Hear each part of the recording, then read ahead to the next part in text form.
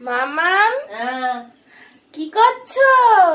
বলবো ফিরবে তো আমার দিকে। মিষ্টি খাচ্ছ লুকিয়ে লুকিয়ে?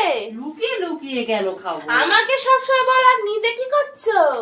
এত কিছু রান্না করছি, সকাল থেকে খিদে পেয়েছে, ভালো মিষ্টি তো মেয়েকে তো বলে খাওয়া যায়। তোর জন্য তো শান্তি নেই যে আমি একটুখানি খাবো, শান্তি পাচ্ছি না। তো মেয়েকে তো বলেও খাওয়া তো যায়। মেয়েকে বলে খাবো কেন? আমার তো ডাবাটা পুরো ডাব্বাটা নিয়ে বসে দাঁড়িয়ে আছে।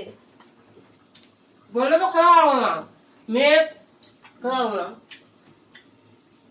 খিদে পেয়েছে, ভালো মন্দ একটু মিষ্টি কিন্তু খাই। তা তুই চলে এসেছিস কি করে? অতগুলো খাবে?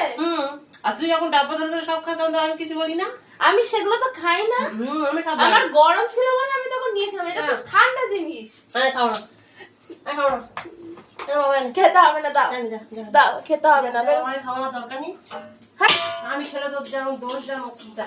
তা আমি তো ওইগুলো তো গরম। টিফিন টিফিন করে রান্না করতে এসেছি, একটু মিষ্টি খাচ্ছে, আরামসে চলে এসছে। শান্তি নেই। কি রান্না করছো? অবশ্য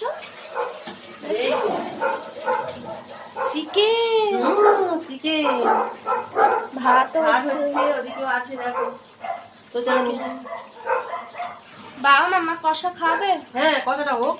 আচ্ছা, তাহলে এবার তাহলে কি করে তুই কষাটা খাবি? আমি তাহলে কি করে দেবো? হ্যাঁ, এটা গরম বলে আমি সেই দিন নিয়েছিলাম।